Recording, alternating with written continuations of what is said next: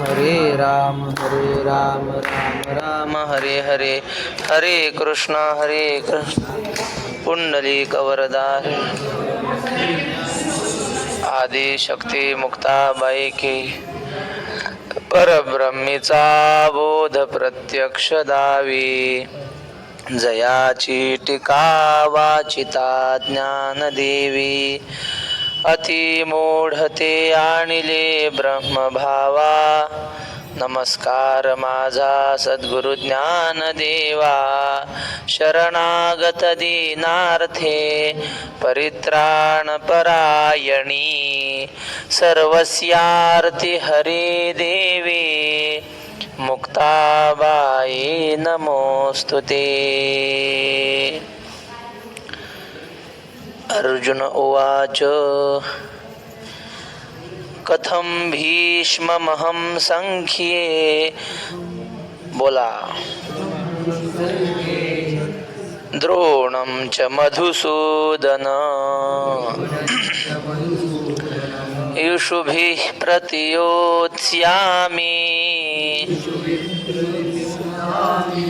पूजार्हा वरिसूदन.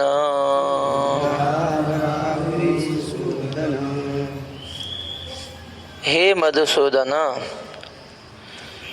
भीष्मं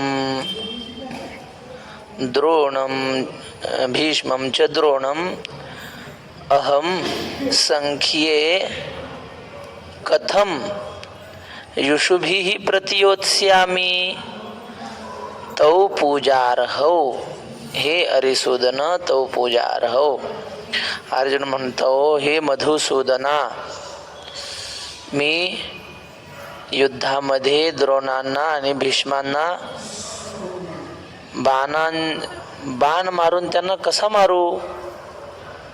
पूजार्हौ, ते पूजा करण्यास योग्य आहेत. अरिसूदन असं देवाला विशेषण दिलंय. अर्जुन देवाचं नाव घेतो मधुसूदन. मधुसूदन देवाला का म्हणतात? हो, महादेवाला शूल पाणी म्हणतात. का बरं? त्याच्या पाणी म्हणजे हात, त्याच्या हातामध्ये शूल त्रिशूल आहे म्हणून त्याला काय म्हणतात? शूल पाणी. भगवान विष्णूला चक्र पाणी म्हणतात. पाणी म्हणजे हात, हातामध्ये चक्र आहे म्हणून त्याला चक्र पाणी म्हणतात. बर, मल्हारी खंडोबाला म्हणतात ना. मल्हारी का म्हणतात? मल्ल नावाचा दैत्य होता, त्याला मारलं. अरी म्हणजे शत्रू, मल्लाचा अरी म्हणजे शत्रू असलेला मल्हारी. तर श्रीकृष्णाला मधुसूदन का म्हणतात? मधु नावाचा दैत्य मारला होता. सूदन म्हणजे मारणे, तर मधुला मारलं म्हणून मधुसूदन. इकडे या ना. मधुला मारणारा मधुसूदन. अर्जुन देवाला सुचवतो, देवा तू मधु दैत्याला मारलं कारण तो दैत्य होता, आणि मला दैत्याला मारायला सांगत नाही, मला गुरूंना मारायला सांगता. मी कसं काय मारू? असं त्याला सुचवायचंय. शत्रूला मारलं पाहिजे हे बरोबर आहे, पण हे माझे शत्रू नाहीत ना. देवा हे तुले वरी, बोलावे न लगे अवधारी, आधी तूची विचारी संग्राम हा. देवानं अर्जुनाला कालपर्यंत आपण पाहिलं, समजावून सांगितलं. हृदयाचे ढिलेपण इथं निकयासी नवे कारण, हे संग्रामी पतन जाण क्षत्रियांशी, ऐसे तो कृपावंतो नाना परी असे शिकवितो. हे ऐकून पण नुसतो काय बोले. देवानं समजावून सांगितलं की बाबा असं करू नको, तुला युद्ध केलं पाहिजे. लढण्याच्या वेळी अशा प्रकारची दया, अंतःकरण द्रवीभूत होणं हे योग्य नाही, असं देवानं सांगितलं. हे ऐकून अर्जुन काय म्हणला? देवा हे तुलेवरी बोलावे न लगे अवधारे. देवा हे एवढं सांगायचं काम नाही मला. तो देव अर्जुनाला सांगत होता ना. अर्जुन म्हणला, मला शिकू नको, तू आधी मनाला विचार कर, हे युद्धच आहे का? वक्ते बाबा म्हणले, त्यांच्या काळात घडलेली घटना. आता आपल्याला माहित नाही, त्यांच्या गावात मग पोरं खेळत होते. म्हणले एका पोरीचं नाव होतं कलाबाई. मग आता बारकाले पोर ते तिला चिडवायचे, कले व कले कलकत्ता आणि कलीचा नवरा खलबत्ता झाला. आता ते पोराच्या ती पोरगी रडत गेली घरी, बापाला सांगितलं, तिचा बाप आला भांडाय, आमच्या पोरीला असं काऊन म्हणले. मग हे पोराचे बाप आले आणि जी भांडणं लागली, कुऱ्हाडीनं तोडलं एकूण एकाला, माणसानं. आणि भांडणं कोणाचे? शेजारी शेजारी भावकीतलेच लोक. मग आता हे धर्मयुद्ध झालं का? आपलेच लोक आपण कुऱ्हाडीनं तोडून मारणं कशासाठी बरं? पोरांची भांडणं इकुण्या. हे आता न्याय कोणाला तरी शहाण्या माणसाला हे आवडेल का? प्रसंग घडलेला नाही. तसं अर्जुन म्हणतो, देवा आम्हीच आमच्या गुरुवर्यांना बाणाने मारणं हे का युद्ध आहे का? तू विचार कर आधी, तूच विचारी संग्राम हो, हा हे युद्ध आहे का? आधी विचार कर. नाही, हा युद्ध नाही, हे झुंजन वे प्रमादू येथ प्रवर्तलिया दिसतसे बाधू, हा उघड लिंग भेदू ओढवला आम्हा. हे झुंज नाही, हे लढाई नाही, हा प्रमाद आहे. प्रमाद म्हणजे अपराध आहे. हा अपराध वेगळा, चूक वेगळी. चूक आणि अपराध फरक आहे महाराज. जेवायला बसलो आपण आणि पाणी फिरवायचं ध्यानच नाही, जेवण सुरू केलं, चूक आहे ही. आपण जेवायला बसलो आणि दारावर एखादा भुकेला माणूस आला, द्या हो मला अर्धी बागा, जाय म्हणले, चल तिकडं दुसऱ्या घरी जा, ही चूक नाही, हा अपराध आहे की नाही? चुकीत आणि अपराधात फरक आहे. चूक थोडीशी असते आणि अपराध मोठा असतो. म्हणून तुकाराम महाराज, हा विनमुख गेली या अतिथी ने सुकृताची संपत्ती, का साई खडियाची गती सूत्रतंतू, अशी ओवी आहे. पण आता काय करावं? हे बरोबर होतं, पण आता हे अतिरेकी लोक, मुसलमान लोक आपल्या साधूचा पोशाख घालून यायला लागली. दुपारी येतात गडी माणसं घरी नसताना. मग आता कसं काय करावं? पण आता काळ जरा सावधगिरीनं राहण्याचा काळ आहे. अहो हे भिक्षा मागणार आहेत ना, यांना आधार कार्ड मागितले तर यांची नावं वेगळीच, तिकडले अफगाणिस्तान मधून आलेले, कुठं या बांगलादेश मधून आलेले. जाऊ द्या, मला ते सांगायचं नव्हतं. मला सांगायचं हे की छोटासा काही चूक घडली, अपराध घडला त्याला चूक म्हणतात, आणि मोठा असलं तर त्याला अपराध म्हणतात. एवढं ध्यानात ठेवायचं. तसं अर्जुन म्हणतो हा अपराध आहे. तुकाराम महाराजांनी महाराज माझ्याकडून चूक घडली असं म्हणलं नाही, करा क्षमा अपराध महाराज तुम्ही सिद्ध. म्हणून अर्जुन म्हणतो हा अपराध घडतोय आमच्याकडून. येथ प्रवर्तलिया दिसत असे बाधू, हे जर आम्ही केलं युद्ध तर आमच्याकडून फार मोठा बाधू म्हणजे दोष घडतय असं आम्हाला दिसतंय. हा उघड लिंग भेदू ओढवला आम्हा, उघड आमच्याच मोठ्या माणसांना मारण्यासारखा अपराध आमच्याकडून घडतोय. याला काय म्हणतात? मोठ्यांचा उच्छेद घडतो आहे. ओढवला आम्हाला हे प्राप्त झालंय देवा. आता फार महत्वाची ओवी ज्ञानेश्वर महाराजांचं असं आहे की ज्ञानेश्वरीमध्ये व्यवहारशास्त्र आहे, अध्यात्मशास्त्र आहे, समाजशास्त्र आहे, सगळंच आहे ज्ञानेश्वरीत. काय नाही, सगळे. आता इथं बघा किती माऊली सुंदर व्यवहारशास्त्र सांगतात. देखे माता पितरे अर्ची जती, हे श्लोकात नाही बरं. जे उक्ता नुक्त दुरुक्ता नाम, वार्तिक कशाला म्हणतात? त्या श्लोकात नसलेलं जे सांगितलं जातं त्याला वार्तिक म्हणतात. बघा ज्ञानेश्वर महाराजांनी श्लोकात आहे का आई वडिलांचा काही एक तरी शब्द आहे का? नाही. गुरुवर्य पूजेस योग्य आहेत एवढंच लिहिलंय माऊलीने. बघा माऊली म्हणतात देखे माता पितरे अर्ची जती, सर्वस्वे तोषु पाव विजती, तिये पाठी केवी वधिजती आपुलिया हाती. अर्जुन म्हणतो देवा आई वडील हे पूजा करण्यास योग्य असतात. सर्वस्वे तोषु पाव विजती, त्यांना नेहमी प्रसन्न ठेवलं पाहिजे मुलाने. आई वडिलांच्या प्रसन्नतेसाठी काहीही करायची तयारी पाहिजे, तर तो खरा मुलगा. मग आता आपल्या पुराणामध्ये किंवा पंढरी महात्म्य म्हणून ग्रंथ आहे श्रीधर स्वामीचा, छोटा ग्रंथ आहे, फार तर 20 ते 25 रुपये किंमत असेल.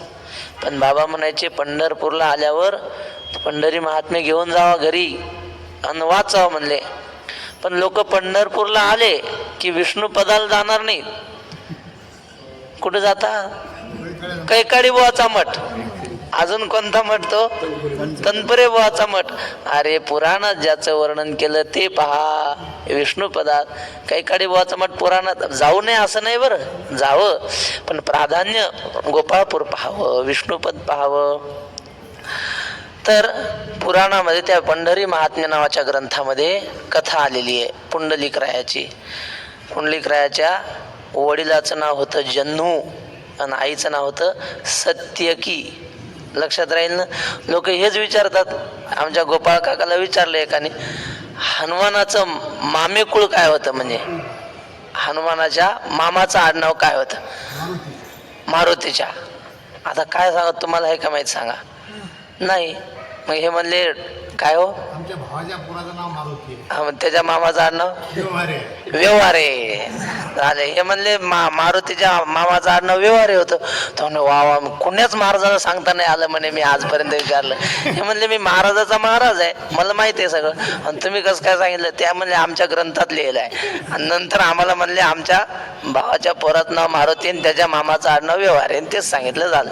तशा लोक तुम्हाला दुसरं नाही विचार, पुंडलिकाच्या मायबापाचं काय नाव होतं, नाही आलं की मग तुम्ही महाराजच नाही, मग काय उपयोग? हे लिहिलंय पंढरी महात्म्यात.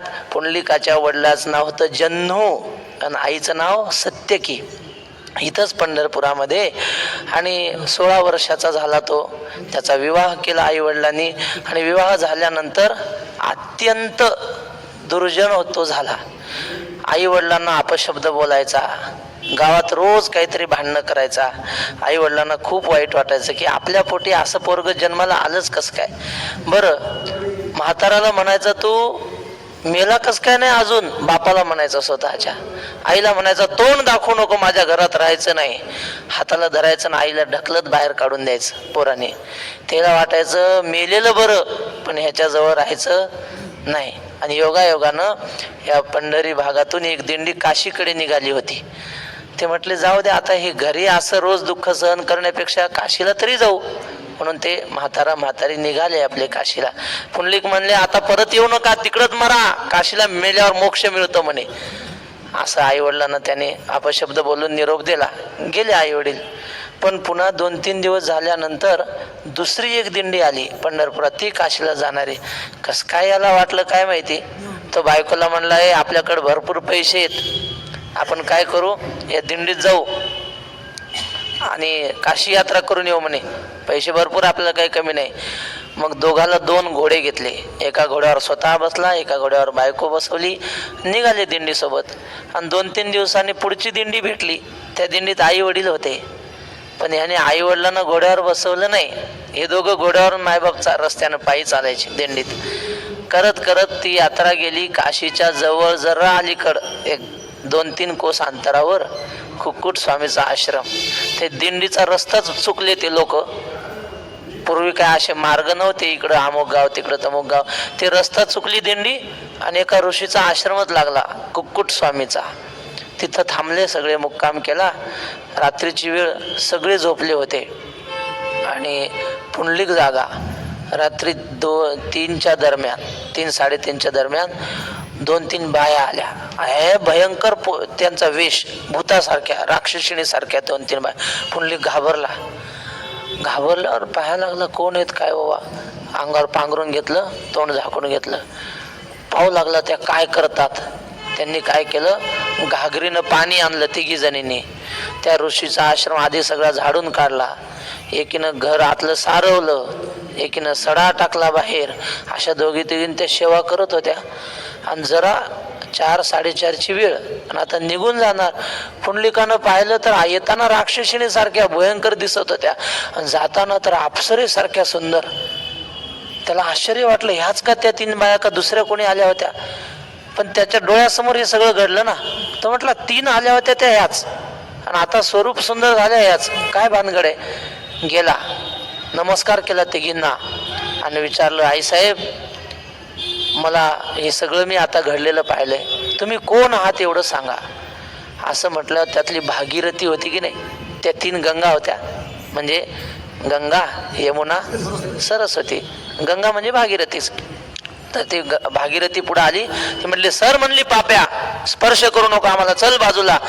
तुझ्यासारखे पापी येतात आणि आमच्या स्नान करतात, त्यामुळे आम्हाला अपवित्र व्हावं लागतं, आमचं रूप सगळं बिघडून जातं, चल म्हणले बाजूला, मायबापाचा अपमान करतोस, असं ती पुंडलिकाला बोलली. त्याच्यावरून लक्षात आलं पुंडलिकाला की ह्या गंगा यमुना सरस्वती आहेत. त्यांनी बोलता बोलता सांगितलं. पुंडलिकाला वाईट वाटलं. ती म्हटले, आई ते सगळं ठीक आहे, तुम्ही मला काही शाप द्या, काही करा, पण माझ्या प्रश्नाचं उत्तर द्या की तुम्ही येताना अशा होत्या आणि जाताना एवढ्या स्वरूप सुंदर कशा काय झाल्या. मग त्यांनी सांगितलं, बाबा या ऋषीचा आश्रम आहे, तो कुक्कुट ऋषी इथं बसलेला आहे आणि तो आई वडिलांची तन मन धनाने निष्ठेनं सेवा करतो आणि त्या सेवेचं सामर्थ्य एवढं झालं त्याचं की आम्ही तीर्थ असून लोकांच्या पापाने मलिन होतो आणि इथं येऊन या आश्रमात सेवा केली, या ऋषीचं दर्शन घेतलं की आम्ही पवित्र होतो. तू तर बघितलं की नाही प्रत्यक्ष, म्हणले आता घडलेलं. तो म्हटला हो. आणि ह्या प्रसंगातून त्याला आई वडिलाचं महत्व कळालं सेवेचं. आणि मग काय महाराज, जाता जाता त्या गंगांनी पुंडलिकाला जे माता पित्यांच्या सेवेचं महात्म्य सांगितलं, ते पंढरी महात्म्यात आहेत. त्याच्या 2-3 ओव्या अशा आहेत. मायबापांचे सेवे होऊन अनेक नाही थोर पुण्य, कोटी यागाचे श्रेय जाण एक एक दिवसा प्रती. मायबापाच्या सेवेशिवाय दुसरं थोर पुण्य कशातच नाही. एक दिवस आई वडिलांची सेवा केली ना, कोट्यावधी याग केल्याचं पुण्य लागतं, यज्ञ केल्याचं पुण्य लागतं. पुढे सांगितलंय, पृथ्वी प्रदक्षिणा 3 परियेसी, 2 प्रदक्षिणा वाराणसी, 1 नमस्कार करिता मातेसी. एवढे पुण्य हो यपय, इतुके पुण्य हो यपय. म्हटले आईला एकदा नमस्कार केला ना तर पृथ्वीच्या 3 परिक्रमा केल्याचं पुण्य लागतं. परवा शेखर महाराजांनी सांगितलं पोथीमध्ये.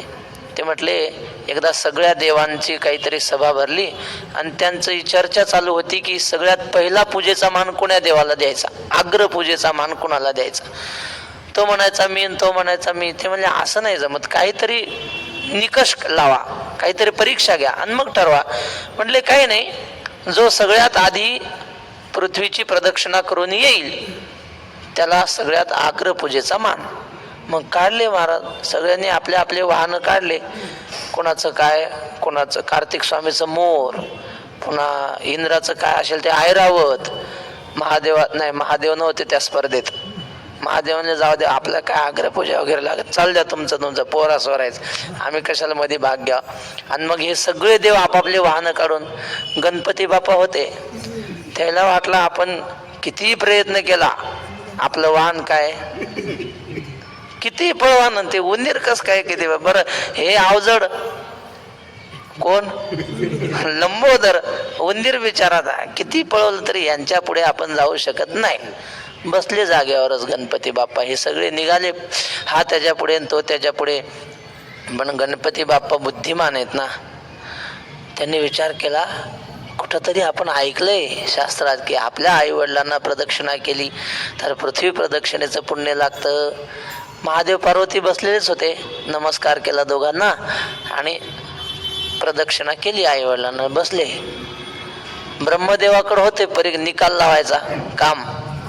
ब्रह्मदेवाने सत्कार केला आणि जसं घोषितही केलं, हे अजून यायचेच होते स्पर्धेत भाग घेतलेले.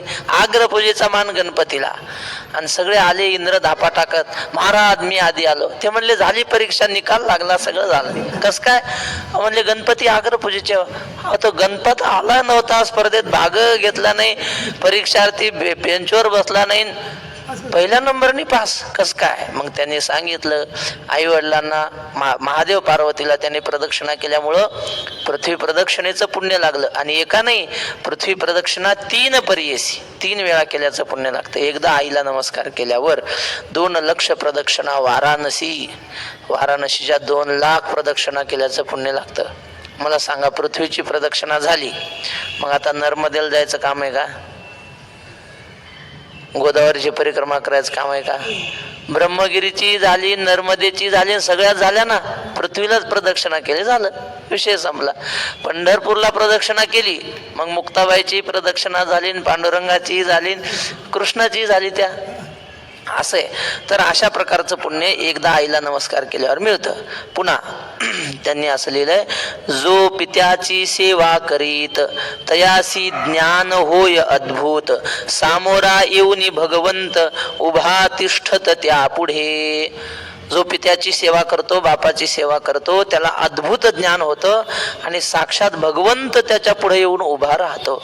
जो माता पित्याची निंदा करी तो परमचांडाळ दुराचारी, तो पडेल अघोरी कल्पांतवरी दुरात्मा. जो माता पित्याची निंदा करतो ना, त्याला म्हणले करोडो जन्म कल्पांतवरी नरकामध्ये सडावं लागतं. हे सगळं कुणी कुणाला सांगितलं? त्या 3 गंगांनी, नद्यांनी पुंडलिकरायाला हे सांगितलं. आणि तिथून पुढं पुंडलिकरायाने आई वडिलांची सेवा प्रारंभ केली. काशी यात्रा करून पंढरपूरला आले आणि निष्ठेने आई वडिलांची सेवा केली. आणि मग त्या सेवेचा परिणाम रुक्मिणी मातेच्या शोधासाठी आलेले देव, रुक्मिणी माता रुसून आली होती ना, तिच्या शोधासाठी आलेले. पण एक हा काय म्हणले, हा सांगितलं ना, पंढरी महात्म्य श्रीधर स्वामींनी लिहिलंय. छोटासा ग्रंथ आहे, आता भेटतो दुकानावर. तर ते वक्ते बाबा लय वर्णन करायचे. अरे म्हणले पंढरी महात्म्य वाचतच नाही आपण, राहतो पंढरीत, आपल्याला काय माहिती कुंडल तीर्थ कुठे आहे. तीर्थ आहे तिथं, चक्र तीर्थ आहे, कुंडल तीर्थ आहे, ते सगळ्या तीर्थाचं वर्णन आहे. लोहदंड तीर्थ आहे कुठं, बिंदू तीर्थ कुठे आहे ते नाही सांगत. अहो ते माहित आहे, इथे गुह्यतमम शास्त्रम, सांगा नाही लागत ते, असं बाबा म्हणायचे. काय करता बाबा म्हणायचे, मोठ्या माणसाने सगळं जाऊ द्या. काय सांगत होतो हो, हा हे पंढरी महात्म्यात आलेला विषय. पुंडलिकरायाने आई वडिलांची सेवा सुरू केली. काय करायचे पुंडलिकराय, दिवसभर आई वडिलांची सेवा करायची, काय लागलं ते आणून द्यायचं. आणि मग दिवसभर तर पाय दाबायचं काम नाही. मग मोकळ्या वेळेत आई वडिलांना पोथी पुराण वाचून दाखवायची, रामायण वाचून दाखवायचं. अशा पद्धतीनं त्यांनी आई वडिलांची सेवा सुरू केली. आणि एके दिवशी आई वडिलांची चरण सेवा करताना रुक्मिणीला भेटायला आलेले देव, एक कार्यार्थ मागत्य कोटी कार्यम चकारह. मोठा माणूस एका कामासाठी येतो आणि कोट्यावधी कामं करून जातो. तसं पुंडलिकरायाला भेटण्यासाठी देव आले. पुंडलिकराय असे खाली तोंड करून नदीकडे, आणि देव आले आणि एवढा काही लख प्रकाश पडला, कोटी सूर्यांचा प्रकाश पडल्यासारखा प्रकाश. पुंडलिकरायाला कळलं एवढा दिव्य प्रकाश कुठून आला. जरा माग फिरून पाहिलं तर देव आलेले पाहिले, भगवान पांडुरंग आलेला पाहिला. पुंडलिकरायाने जागेवर बसूनच असा मागे फिरून नमस्कार केला आणि डाव्या हाताने वज्री असा शब्द आहे तिथं. वज्री म्हणजे वीट, पण ती वज्र शब्दावरून घ्यायची, दगडाची. अशी वीट घेतली डाव्या हाताने आणि मागे भिरकाविली. तुकाराम महाराज म्हणतात ना, ऐसा कैसा रे तू धीट, मागे भिरकाविली वीट. हा ते कारे प्रेमे मातलासी आणि उभे केले विठ्ठलासी. काही लोक ते खेळ लोक म्हणतात कारे पुण्या मातलासी. आता ते प्रेमे आहे बा पाठ, लोक पुण्या म्हणतात. पण वारकरी संप्रदायाचा नियम आहे, नाम्या शब्द असला तर नामया म्हणायचं. तुक्या असला सवे तुक्या मेला, असं की नाही गवळण येते का, तर तुक्या नाही म्हणायचं, सवे तुकया मेला तेने अवगुण आणिला. तसं पुंडलिकरायाने मागे वीट भिरकावली, देवा याच्यावर उभं राहा असा संकेत केला. देव तिथे उभे राहिले. आई वडिलांची सेवा झाल्यानंतर पुंडलिकराय देवाच्या दर्शनाला आले आणि देव म्हटले, पुंडलिका तुला काय पाहिजे ते वरदान माग. मग पुंडलिकरायाने सांगितलं, आम्हाला काही नाही, फक्त तू या क्षेत्रामध्ये 3 रूपाने राहायचं, तीर्थ, क्षेत्र आणि देव. म्हणजे इथली चंद्रभागा म्हणजे पांडुरंग, हे पंढरपूर म्हणजे पांडुरंग, आणि विटेवर उभा आहे तो सुद्धा पांडुरंगच आहे. म्हणून तुकाराम महाराज उगच नाहीत लिहित, अवघीच तीर्थे घडली एक वेळा, चंद्रभागा डोळा देखील या. जे पांडुरंगाच्या दर्शनानं जे पुण्य, तेच पुण्य चंद्रभागेच्या दर्शनाने. म्हणून वैकुंठवासी रंगनाथ गुरुजी म्हणायचे, आषाढी कार्तिकीच्या गर्दीत नेहमी येणाऱ्या वारकऱ्यांनी बारीला लागू नये, गर्दीत गर्दी करू नये म्हणले आपण. उत्सवाच्या वेळी देव कळसात असतो. असो, सांगण्याचं तात्पर्य काय, पुंडलिक काय म्हणले, देवा इथं 3 रूपानं तू राहायचं, तीर्थ, क्षेत्र आणि देव. अजून काय, तुझ्या दर्शनाला जसे येतील तशांचा तू उद्धार करायचा. मूढ पापी जैसे तैसे उतरी कासे लावणे, असे वरदान आपल्यासाठी पुंडलिकरायाने मागून घेतले. म्हणून तुकाराम महाराज म्हणतात, या पुंडलिकरायाचे उपकार आहेत आमच्यावर. भला भला पुंडलिका मानलासी जन लोका, कोण्या काळे सुखाय सा कोण पावत, नातुडे जो कवणे परी उभा केला विटेवरी. किंवा धन्य पुंडलिका बहुबरी केले निधान आणिले पंढरी, असं वर्णन साधू संतांनी केलं पुंडलिकरायाचं. हा वा, तीर्थ विठ्ठल क्षेत्र विठ्ठल, अभंगच आहे की नाही. मला देव विठ्ठल देवपूजा नामदेवरायाचा अभंग आहे मला वाटतं. नामदेवरायाचा आहे पण भीमसेन जोशीमुळं गाजला. लोक म्हणतात हा अभंग कोणाचा, भीमसेन जोशीचा. भीमसेन जोशी माझे माहेर पंढरी, हा अभंग कोणाचा, हा नाथांचा आहे. पण ते लोक गाजवलं त्यांनी. दरीला पंढरीचा चोर गोदावरीबाईचा अभंग आहे, गोदावरीबाईंनी गायलेला आहे. पण त्यांचे उपकार मानावं लागतात महाराज. आता ते मला विषयांतर होतं नाही तर मला लय सांगितलं असतं. तर या क्षेत्रामध्ये पुंडलिकरायाने असा महिमा देवाकडून मागून घेतला. ही सगळी कथा मी आपल्याला कशासाठी सांगितली हो. ओवीत आलंय, माता पितरे अर्चिजती, आई वडिलांची सेवा करावी, पूजा करावी, सर्वस्वे तोषु पावविजती, त्यांना सर्व प्रकारे संतुष्ट करावं. बर, ती पाठी केवी वधिजती आपुलिया हाती, का आई वडिलांना आपल्या हाताने मारावं का, नाही महाराज. ते 17व्या अध्यायात ओवी ना काही तप सांगताना, सकळ तीर्थाची धुरे जिये का माता पितरे, तया सेवेसी कीर शरीरे लोण कीजे. संत श्री गुलाबराव महाराज माधान अमरावतीचे, ज्ञानेश कन्या, आंधळे होते जन्मांधच धरा. काय वयाच्या पहिल्या वर्षीच त्यांचे डोळे गेले लहानपणीच, आणि फक्त वय 34 वर्षाचं. आणि एवढ्या वयात त्यांनी 130 ग्रंथ लिहिले. किती, 130. एक स्वतंत्र भाषा निर्माण केली त्यांनी स्वतःची. काय सुंदर. आणि काही ग्रंथ एकदम सोपे, 12 खडी लिहिले. 12 खडी म्हणजे आपण क ख ग घ ङ च छ ज जे म्हणतो की नाही, त्या प्रत्येक अक्षराला एक एक ओळ अशी लावली.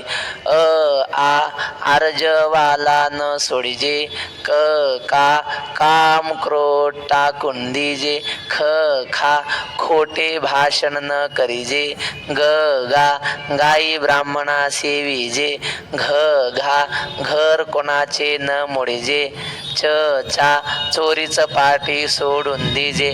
थोडक्यात सांगतो, ट टा टाना टोना टाकून दीजे, ठ ठा ठम्मक ठुम्मक न राहिजे, असं लिहिलंय त्यांनी. द दा डाळ भाकर बक्षिजे, रोज चक्कान बासुंदी खाऊ नका, आजार होतात. डाळ भाकर बक्षिजे, द दा. हे असे हे सोपं सांगितलं तुम्हाला. पण काही एवढे अवघड ग्रंथ आहेत की साध्या माणसाला समजू शकत नाहीत. त्यांनी गायनावर मंत्र हे ग्रंथ लिहिला, आणि त्या ग्रंथाला प्रस्तावना लता दिदींची आहे. त्या म्हटलं हे मला सुद्धा माहीत नव्हतं एवढं बारीक गायनातलं, ते गुलाबराव महाजन लिहून ठेवलं. आणि होते काय, आंधळे. आज ज्ञानेश्वर महाराजांचा आपण ही प्रतिमा पाहतोय, हा जो फोटो आहे की नाही, हाच प्रमाण मानला जातो वारकरी संप्रदायात सगळीकडे. आणि हा फोटो कुणी काढलेला आहे, गुलाबराव महाराजांनी. प्रज्ञाचक्षू गुलाबराव महाराज. त्यांना माऊलीचं जसं दर्शन झालं, एका चित्रकाराला बोलवलं, त्याला म्हणले मी सांगतो तसं काढ. माऊली असे चौरंगावर बसलेले आहेत, अशा रंगाचं त्यांनी पितांबर नेसलेलं आहे, असा फेटा घातलेला आहे, त्या फेट्याला तूर आहे, गळ्यामध्ये जानव आहे, असं सगळं त्यांनी जसं जसं वर्णन केलं ना तसं हे चित्र काढलंय चित्रकाराने. आणि हे गुलाबराव महाराजांचे उपकार. तर हे त्यांचा एक श्लोक मला सांगायचा होता म्हणून थोडं सांगितलं. त्यांनी असा श्लोक लिहिला, चित्तोपदेश म्हणून त्यांचं एक काव्य आहे. त्यात ते असं म्हणतात, जिणे वागविले तुला गर्भिपोटी, तुझ्यासाठी सोसून या दुःख कोटी, जिणे चिंतिले सर्व कल्याण तुझे, नमोनी तिचे पाय तू वारी ओझे. महाराज म्हणतात, जिणे वागविले तुला गर्भिपोटी, तुझ्यासाठी सोसून या दुःख कोटी. म्हणले जिनं तुला गर्भामध्ये वागवलं ना, तुझ्यासाठी अपार दुःख सहन केलं ना, त्या आईला तू नमस्कार केला पाहिजे. स्वामी विवेकानंदांना एकाने विचारलं आईचं महत्त्व काय. ते म्हटले उद्या सांगतो, पण आज मी सांगतो तेवढा प्रयोग कर. काय प्रयोग करायचा? काय नाही म्हणले, 1 किलो वजनाचा दगड घे, तो असा उपरण्यात बांध आणि तो पोटाला बांधायचा आणि आज दिवसभर फिरायचं आणि संध्याकाळी मला येऊन भेटायचं म्हणले. ते गेला, पोटाला दगड बांधला 1 किलो वजनाचा. अर्धा तासही फिरू शकला नाही. ठेवलं सोडून त्यानं. संध्याकाळी आला, म्हणलं स्वामी जमलं नाही मला. मग महाराज म्हणले बाबा तुला 1 किलो वजन घेऊन 1 महिना, आपले 1 महिना कशाला 1 दिवस तुला फिरता आलं नाही, आणि ती आई तुझं वजन घेऊन 9 महिने राहिली. तुझ्यासाठी सोसूनिया दुःख कोटी. तिच्या उपकारातून उत्तीर्ण होता येईल का? नाही. म्हणून एकच, त्यांचं दर्शन घ्यायचं आणि त्यांची पूजा करायची, त्यांची सेवा करायची. माता पितरे अर्चिजती सर्वस्वेतोष ती पाठी केवी वधिजती आपुली हाती. अर्जुन म्हणतो त्यांची पूजा सोडून त्यांना आपल्या हातानं माराव का देवा? मारणं योग्य नाही. देवा संत वृंद नमस्कारी जे का घडे तरी पूजिजे. अर्जुन म्हणतो देवा संतांना नमस्कार केला पाहिजे. श्री संतांची या माथा चरणावरी. श्री संतांची या माथा चरणावरी. साष्टांग हे करी दंडवत दंडवत. साष्टांग हे करी दंडवत. ज्ञानोबारायांनी लिहिलंय, माऊली म्हणतात हे बघा, एखादा ब्राह्मण आहे आणि तो पहाटे 3 वाजता उठतो, गंगेचं स्नान करतो, गार पाणी, थंडीची पर्वा करत नाही. पहाटे 3 वाजल्यापासून त्याचा नित्यनेम सुरू होतो. स्नान, संध्या, षटकर्म सगळं. दिवसातून 3 वेळा संध्या, पुराण वाचन, वेदांत वाचन. त्याचा दिवस सगळा ह्याच्यातच जातो. ते यज्ञ वगैरे करण्यातच सगळा दिवस जातो. आणि संध्याकाळी तो जरा असा मोकळा होतो. त्यावेळी काय करायचं? आपण जायचं आणि त्याचं दर्शन घ्यायचं साध्या माणसाने आपल्या. मग काय होतं? ज्ञानेश्वर महाराज म्हणले काय नाही, त्याने पहाटे 3 वाजल्यापासून जेवढं पुण्य केलं असेल तेवढं पुण्य नुसतं त्याचं पाया पडल्याने आपल्याला मिळतं. मग कोणाला फायदा? पाया पडणाराला फायदा आहे की नाही? का पाया पडून घेणाराला फायदा आहे? पाया पडणाराला फायदा आहे. द्विज षटकर्मे करी शूद्रतया ते नमस्कारी की दोही सही सरोभरी निपजे यागो. तसंच आहे, आपण संतांच्या पाया पडलो म्हणजे संतांची पुण्यही आपल्याला मिळते. फुकट नाही जात संतांना केलेला नमस्कार. संता लोटांगणी जाता लाज नको म्हणे. म्हणून म्हणले लाजू नका. स्वामी विवेकानंद म्हणायचे, मला जर कळलं ना इथून 10 कोसावर एक संत आले, मी आणवानी जाईन, पण त्यांचं दर्शन घेतल्याशिवाय राहणार नाही. कारण साधूच्या दर्शनाने विशेष लाभ होतो. म्हणून संत वृंद नमस्कारी जे का घडे तरी पूजिजे. कितीतरी कथा आपल्याला सांगता येतील. ज्ञानेश्वर महाराजांच्या चरित्रामध्ये कथा श्री गुरु वक्तेबाबाने लिहिली. एक चाकण आहे बघा, आळंदीच्या पलीकडे. आता मोठी MIDC आहे, चाकण प्रसिद्ध झालं आहे आता. तर त्या चाकणमध्ये एक महिपतीराव नावाचा एक श्रीमंत माणूस होता. ज्ञानेश्वर महाराज पैठणवरून नेवाशावरून असे आले ज्ञानेश्वरी लिहून. रेडा होता की नाही, त्या रेड्याला समाधी दिली. उतरले तेव्हा आळ्याची ये वनी आणि पशु ते स्थानी शांत केला. आळ्याला रेड्याला समाधी दिली आणि तिकडून आळंदीकडे येताना मधी चाकणला मुक्काम पडला. आणि तो मुक्काम होता महिपतीरावांच्या घरी. श्रीमंत महिपतीराव सज्जन होता. त्याच्या घरी मुक्काम झाला. कीर्तन वगैरे झालं रात्री. आणि कीर्तन झाल्यावर ते महिपतीराव आले, माऊलीचं दर्शन घेतलं आणि माऊलीपाशी बसून रडायला लागले. डोळ्यात पाणी आलं, गळागळा अश्रू. ज्ञानेश्वर महाराज म्हणले काय झालं राव? अहो आज तर तुमच्या घरी सगळे वारकरी आले, तुम्ही तर आनंदी राहायला पाहिजे, रडायला काय झालं? काय अडचण आहे का तुम्हाला? ते म्हणले काही नाही माऊली, आमची अडचण एकच आहे. आमची मुलगी आहे म्हणले, तिला कराडला दिले आम्ही. कराडला कोणीतरी रामदेव नावाचे कोणीतरी सरदार राजाच होता जवळजवळ तो. तर त्यांना आम्ही दिलेली आमची मुलगी. आणि म्हणले आमचा जावाई असा आहे महानास्तिक, त्याला देवधर्म काही आवडत नाही. साधू संतांना कराडच्या परिसरात पाय सुद्धा ठेवू देत नाही तो. आणि आमची मुलगी अशी महाराज, तिला भजन कीर्तन खूप आवडतं. आज जर मुलगी आमच्या घरी असती तर तिनं आनंदानं उड्या मारल्या असत्या म्हणे. काय करावं, नवरा असा भेटला की तो देवाचं नाव सुद्धा घेऊ देत नाही. मग माझ्या मुलीची मला आठवण झाली, ती जर असती ना महाराज तुमची फार सेवा केली असती वारकऱ्यांची, तिला खूप आनंद झाला असता असं त्यांनी सांगितलं. मग माऊली म्हटले मग तुमची काय इच्छा आहे सांगा. काही नाही माऊली, जसे तुम्ही आमच्या घरी आलात ना एकदा माझ्या मुलीच्या घरी जा आणि माझ्या मुलीला या सगळ्या वारकऱ्यांचं दर्शन घडू द्या, तिला कीर्तन ऐकायला भेटू द्या, एवढीच माझी इच्छा आहे, तिचा उद्धार होऊ द्या. माऊली म्हटले ठीक आहे, काही हरकत नाही, जाऊ म्हटले आम्ही एक दिवशी कधीतरी, फक्त आम्हाला तिथे सांगता येणार नाही, पण कधी फिरत तिकडे गेलो तर नक्की जाऊ. आणि मग जेव्हा ज्ञानेश्वर महाराज नामदेव महाराज तीर्थयात्रा करायला गेले तर तीर्थयात्रा पूर्ण करून येताना या मोठा महादेव इथे आहे ना शिखर शिंगणापूर, हे करून असे कराड भागातून खाली जाणार होते तिकडं. तर त्या कराडच्या जवळ कृष्णा नदीच्या काठी, कृष्णाच आहे ना कराडला, त्या कृष्णा नदीच्या काठावर थांबले. कारण माऊलींना माहीत होतं की हा गावात वारकऱ्यांना येऊ देत नाही. मग कृष्णा नदीच्या काठावर वाळवंटातच त्यांनी कीर्तन भजन सुरू केलं आणि सप्ताहच ठेवला माऊलीने. बस 7 दिवस तिथं कीर्तन. गावातली लोक कीर्तनाला यायची, त्याला आवडत नव्हतं राजाला, पण लोकांना आवडायचं ना. मग लोक कीर्तनाला यायची, महिला पुरुष सगळे यायचे. आणि त्या महिलांच्या सोबत ती आली, तिचं नाव सीताबाई होता, नाव काय सीताबाई. ती आली त्या महिलांच्या सोबत कीर्तनाला आणि ते कीर्तन होतं नामदेव महाराजाचं चालू. नामदेव महाराजांनी कीर्तनामध्ये अन्नदानाचा महिमा सांगितला. म्हणले हे बघा, गावाकडचे साधे 1000 ब्राह्मण जेव घातले तर तीर्थक्षेत्रातला 1 ब्राह्मण जेव घातल्याचं पुण्य लागतं. तीर्थक्षेत्रातले 1000 ब्राह्मण जेव घातले तर 1 वेद पारायण करणारा जेव घातल्याचं पुण्य लागतं, म्हणजे वेद घोकणारा जेव घातल्याचं पुण्य लागतं. असे 1000 वेद घोकणारे ब्राह्मण जेव घातले तर 1 वेदाचा अर्थ जाणणारा पंडित जेव घातल्याचं पुण्य लागतं. पंडित कोणाला म्हणतात? पंडानाम आत्मविषयका बुद्धी यस्य सहा पंडितः, ज्याला वेदाचा अर्थ कळतो, आत्मज्ञानी आहे, त्याला जेव घातल्याचं पुण्य लागतं. असे 1000 पंडित जेव घातले तर 1 संन्यासी जेव घातल्याचं पुण्य लागतं. असे 1000 संन्यासी जेव घातले तर 1 ब्रह्मवेत्ता जेव घातल्याचं पुण्य लागतं.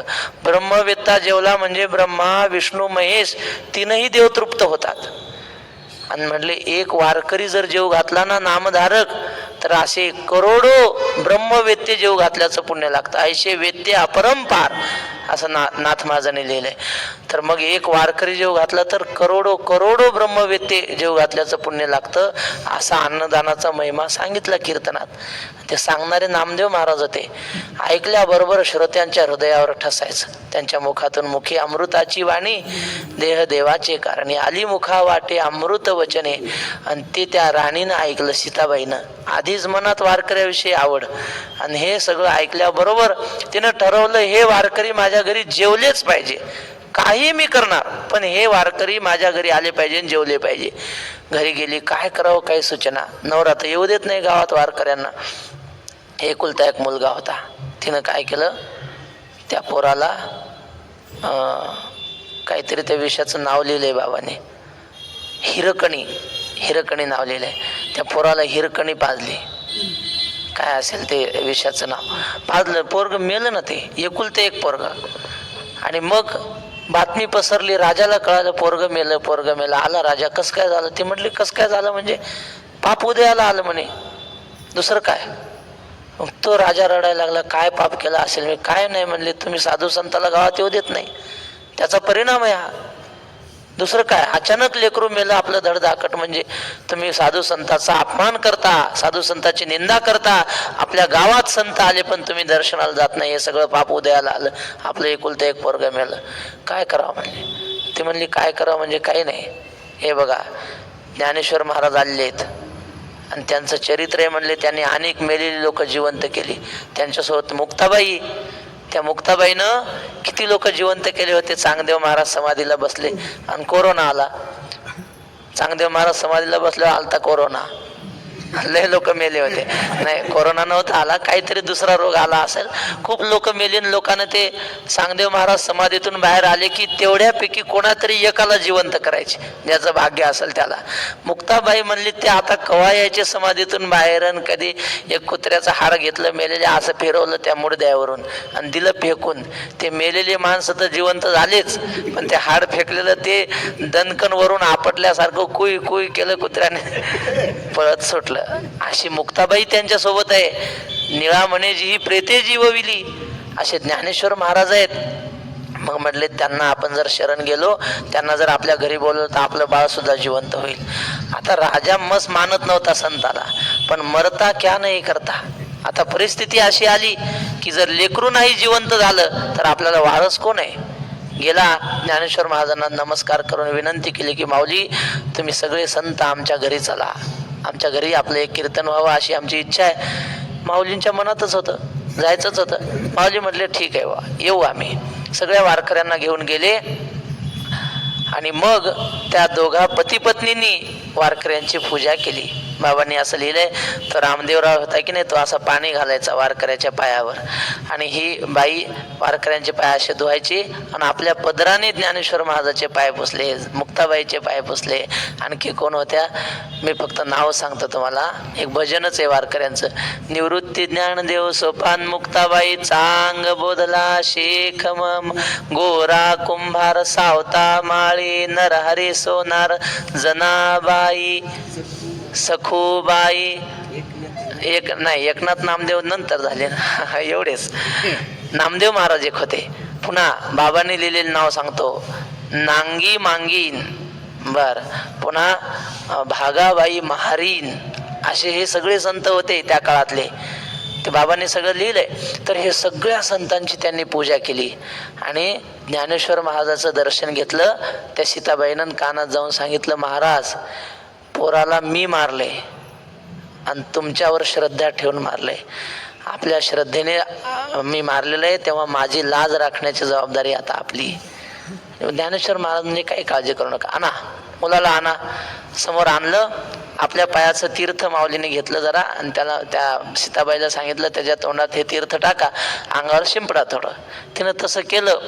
झोपेतून उठावं तसं गडबडून पोरगं उठलं महाराज. बरं आहे म्हणतात, निळा म्हणे जी प्रेते जीवविली, वरदे उपजविली स्त्रिया बाळे. अशी प्रेत त्यांनी जिवंत केली. असा महिमा त्या रामदेवाने पाहिला आणि त्याची ज्ञानेश्वर महाराजावर दृढ श्रद्धा बसली. नंतर दोघांनाही माऊलीने अनुग्रह देऊन पती पत्नींचा उद्धार केला. पुढे कथा मोठी आहे, पण सांगण्याचं तात्पर्य एवढंच की संत वृंद काय देखे माता पितरे अर्चिजती, नाही देवा संत वृंद नमस्कारीजे, का घडे तरी पूजिजे. बर, घाली संतांशी आसने, पूजा करी काया वाचा मने. एक फक्त मंडूकोपनिषदातला मंत्र सांगतो. मंडूकोपनिषद भाग 3 खंड 1 आणि श्लोक क्रमांक 10. त्या श्लोकाचा उच्चार असा आहे, अर्थ नंतर सांगतो. यम यम लोकम मनसा संविभाती, विशुद्ध सत्व कामयते अंश कामान, तम तम लोकम जयते तांश कामान, तस्मात आत्मजम हिरचयेत भूती कामः.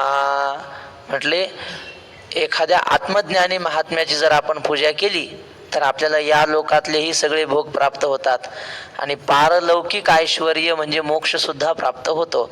म्हणून ज्याला दोन्ही ऐश्वर्याची इच्छा आहे त्याने काय करावं, तस्मात आत्मजम ह्यर्चयेत, त्या महात्म्याची, आत्मज्ञानी महात्म्याची पूजा करावी. भूतिका महा, ऐश्वर्याची इच्छा असलेल्यांनी.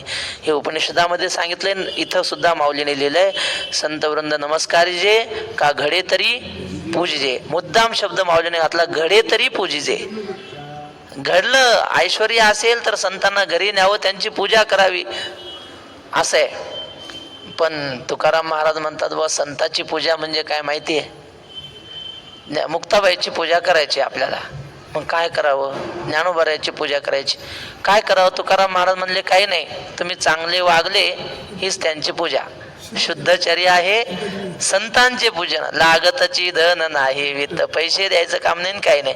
आपण त्यांनी सांगितल्यासारखं वागणं हीच त्यांची पूजा आहे. असो, अशा प्रकारे अर्जुन म्हणतो देवा त्यांची पूजा करावी, त्यांना नमस्कार करावा. हे वाचून केवी निंदीचे सवय वाचा, आम्ही आमच्या वाणीने त्यांची निंदा करावी का, असं अर्जुन म्हणतोय.